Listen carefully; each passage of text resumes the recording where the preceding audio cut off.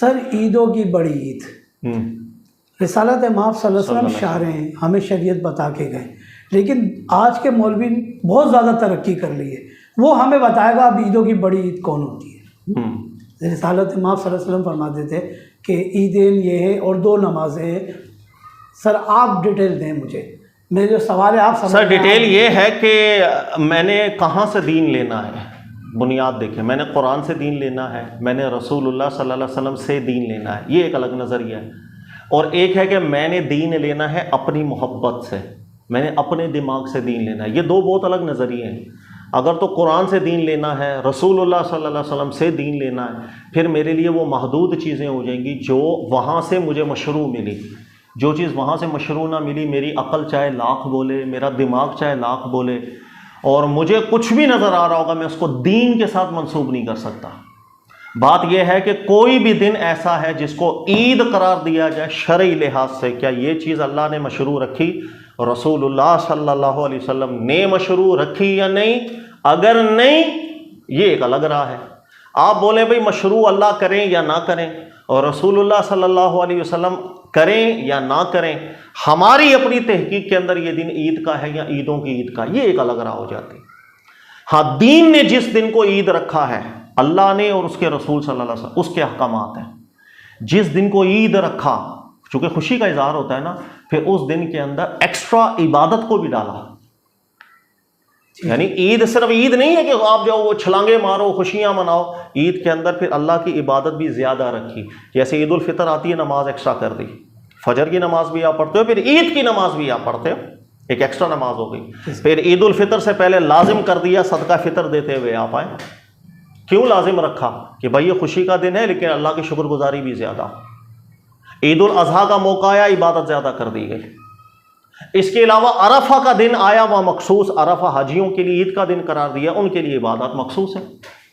اسی طرح جمعے کا دن عید رکھا گیا، تو اس عید کے دن کے اندر آپ دیکھیں غسل رکھ دیا گیا استحباب کے طور پر، نماز جمعہ کے لیے آپ نے جلدی آنا ہے، سب سارے احکامات رکھ دیے۔ اور ساتھ ہی ساتھ ایک چیز اور، جس دن کو ہمارا اللہ نے اور اس کے رسول صلی اللہ علیہ وسلم نے عید بنایا نا، اس دن روزہ رکھنے سے منع کر دیا۔ یہ ایک سنت قائم کی اللہ کے نبی علیہ السلام نے کہ عید کا دن جو ہے وہ افطار کے طور پر عید ہوگا۔ چونکہ روزہ جو ہے نا، جیسے رمضان میں پہلے ہم روزہ رکھتے ہیں، جب عید آتی ہے تو اب افطار کے طور پر عید کرنی ہے، روزے کے ساتھ عید نہیں کرنی ہے۔ لہذا عید کی عید الفطر میں روزہ نہیں، عید الاضحیٰ میں روزہ نہیں، حاجیوں کے لیے عرفہ کے دن روزہ نہیں، اور جمعے کا جو دن آتا ہے نا، اس دن بھی خاص جمعے کی نیت سے روزہ رکھنے سے منع کر دیا۔ یہ ہے وہ چیزیں جو اللہ نے جن دنوں کو عید رکھا۔ اس کے مقابلے میں جس دن کو میں نے عید رکھا، یہاں تو عید والے دن روزے نہیں ہوتے، یہاں عید والے دن روزہ رکھوں گا۔ ٹھیک ہے، یہاں عید والے دن ایکسٹرا عبادت اللہ نے رکھی تھی نماز کی صورت کے اندر، یہاں پر پھر کوئی یعنی کہ اس کے مخالف ہو کے کھڑا ہو جاؤں گا، یہاں تو کوئی نماز نہیں ہے نا۔ تو اس لیے سر مجھے وہاں تک رہنا چاہیے جہاں تک اللہ نے مجھے روک دیا، اس کے رسول علیہ السلام نے مجھے روک دیا۔ سر رسالت مآب صلی اللہ علیہ وسلم کی جو حدیث ہے کہ یوم ولد تم اس دن پیدا ہوا، جب آپ روزہ رکھتے تھے، تو سر یہ تو نفی کر رہے ہیں کہ عید کے طور پہ نہ مناؤ، بلکہ عبادت اور ریاضات کو بڑھاؤ۔ آپ جو استدلال کر رہے ہیں یہ علامہ شاطبی مالکی رحمۃ اللہ علیہ کا استدلال ہے، بہت پیارا، ان کے فتاویٰ میں پڑھیں، اور ان کی کتاب الاعتصام بدعت کے موضوع پر لکھی انہوں نے، بہت پیاری کتاب۔ بدعت کیا چیز ہوتی ہے، دماغ کھول دینے والی کتاب۔ تو علامہ شاطبی مالکی کا بھی یہ استدلال ہے کہ 12 ربیع الاول کو عید کا دن قرار دینا صراحتاً رسول اللہ صلی اللہ علیہ وسلم کی مخالفت پر کھڑا ہونا ہے، اور یہی انہوں نے دلیل اپنے فتاویٰ وغیرہ میں بنائی کہ نبی پاک علیہ الصلوۃ والسلام پیر کے دن روزہ رکھا کرتے تھے، یہ آپ کا ایک عمل تھا، اور اس عمل کی ریزنز بھی بیان کی کہ اس دن ہم پر وحی کا آغاز ہوا تھا۔ اس دن ایک روایت کے اندر ہے کہ ہماری مبارک پیدائش بھی اسی دن ہوئی تھی، تو اللہ کے نبی علیہ السلام شکرانے کے لیے ہر پیر کا روزہ رکھا کرتے تھے۔ تو علامہ شاطبی بھی ذکر کرتے جس دن رسول اللہ صلی اللہ علیہ وسلم نے روزہ رکھا ہے نا، یہ واضح طور پر لوگوں کو انڈیکیٹ کر رہا تھا کہ ہماری پیدائش کا دن عید نہ منانا، کیونکہ روزہ اور عید دو الگ چیزیں ہوتی۔ لہذا علامہ شاطبی مالکی کتاب الاعتصام میں لکھ کے گئے ہیں کہ عید کا دن قرار دینا 12 بالکل بدعت ہے، اس میں کوئی شک نہیں، مخالفت ہے۔ ہاں باقی ہمارے یہاں دلائل دیتے ہیں کہ ہم لغوی اعتبار سے عید کہتے ہیں تو فلاں کہتے ہیں، لیکن بہرحال لوگوں کو اتنی کہاں سمجھ ہے، لوگ لغوی نہیں، وہ تو افضلیت اور ثواب کے اعلیٰ مقام کے اوپر عید قرار دیتے ہیں۔ علماء دلائل میں اگر عوام کو انگلی پکڑائیں گے تو سر وہ ہاتھ عوام کو نہیں پکڑانی چاہیے، یہ آپ نے بہت قیمتی بات کی، اللہ آپ کو اجر دے۔ جو متمسکات ہوتے ہیں نا، اس کو کچے انداز میں لوگوں کے ہاتھ میں کبھی نہیں پکڑانا چاہیے، جن کو انف نالج نہیں ہے۔ اصل دنیاوی محاورہ ہے، شاید اچھا نہیں لگے گا لوگوں کے، میں سمجھانے کے لیے کہہ رہا ہوں، جس طرح کہتے ہیں نا بندر کے ہاتھ میں اس طرح نہیں دینا چاہیے، وہ شیو نہیں کرے گا، زخمی کر دے گا۔ جو قابل نہیں ہے جیسے عوام ہے، ان کو استدلال کی وہ مہارت نہیں ہوتی ہے، یا تو ان کو پراپر سکھائیں یا کچی چیزیں دلیل کے طور پر ان کے ہاتھ میں نہ پکڑائیں، اس سے فتنے ہوتے ہیں، پھر لوگ اس حد تک نکل جائیں گے کہ آپ ان کو روک بھی نہیں سکو گے، کہنے کو وہ اپنے دلائل بناتے چلے جائیں گے لیکن وہ اصل تمسک ہوتا نہیں ہے۔ ٹھیک ہے سر ایک استدلال اور کیا جاتا ہے کہ انا انزلناہ فی لیلۃ القدر، جس رات میں قرآن نازل ہوا جی جی تو وہ لیلۃ القدر تمام راتوں سے افضل ہو گئی، اور میں بولتا ہوں سبب قرآن رسالت مآب صلی اللہ علیہ وسلم تشریف آوری ہوگی، تو یہ قرآن کو اور رسالت مآب صلی اللہ علیہ وسلم کے دن کو بڑی عیدوں سے جو بیٹا، استدلال یہ دلالت و نص کا استدلال بہت کمزور ہے۔ قرآن سے استدلال جب کرتے ہیں نا تو بڑی مضبوط طریقے سے استدلال کیا جاتا ہے۔ اس کا پہلا مقدمہ یہ ہے، جس روز قرآن نازل ہو وہ رات لیلۃ القدر ہو جائے، تو جس دن نبی علیہ الصلوۃ والسلام کا مبارک آمد ہو تو وہ بھی افضل ہوگا۔ سر یہ دو صغرا کبرا ملا کے نتیجہ، یہ جو پہلا جملہ ہی غلط ہے۔ جس دن قرآن نازل ہوا وہ رات، جس رات قرآن نازل ہوا وہ رات لیلۃ القدر ہو، سر نہیں، قرآن یہ بیان نہیں کرتا۔ قرآن ذکر کرتا ہے لیلۃ القدر ایک ایسی رات ہے علم الہی میں کہ جب وہ رات آتی ہے تو اس رات میں بہت بڑے بڑے فیصلے ہوتے ہیں۔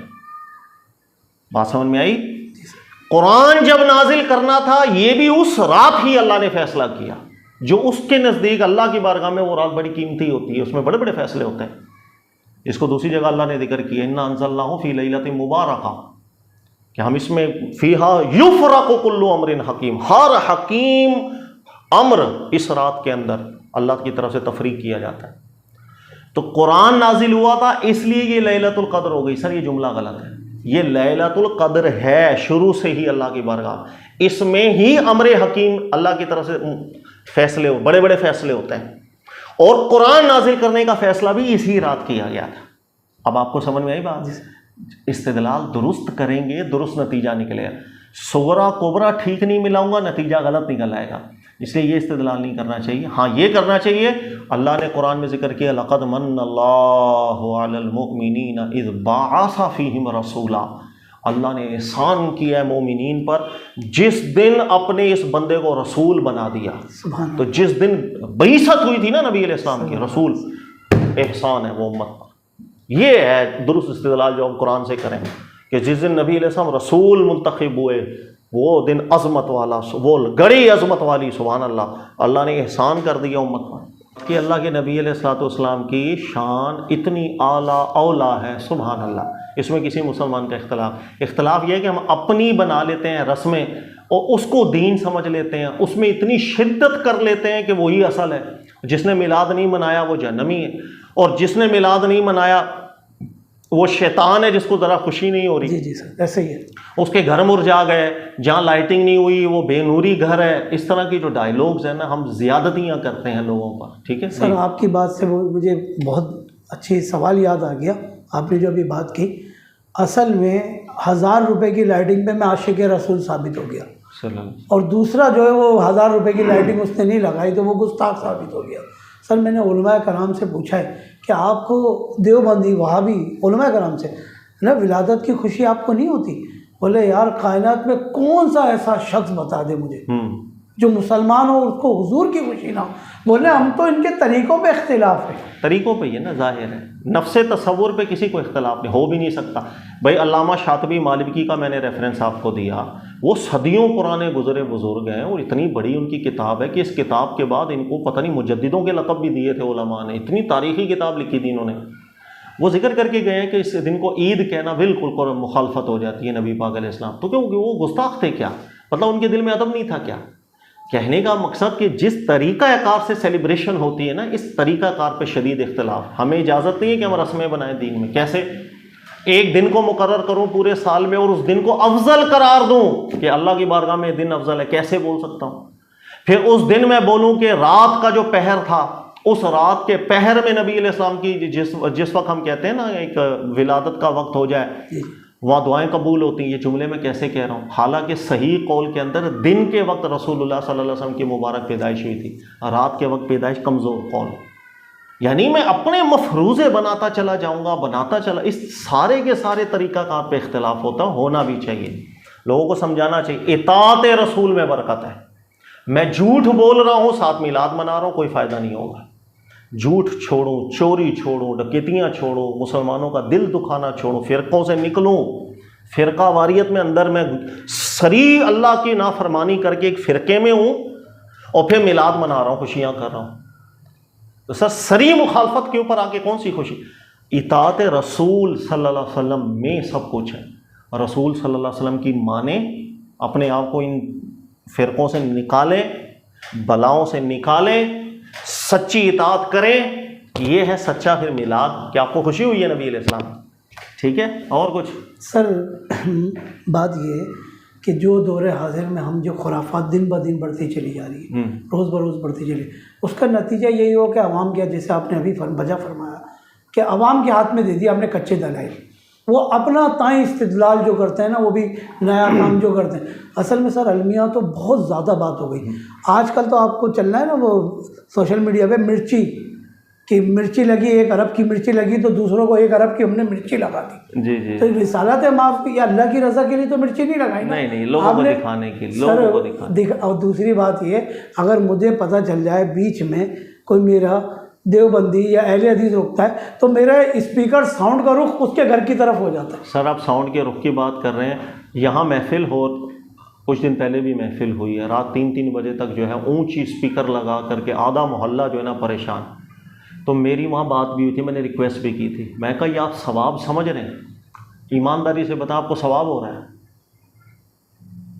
اللہ کے نبی صلی اللہ علیہ وسلم کی مبارک تعلیم پتہ ہے کیا تھی؟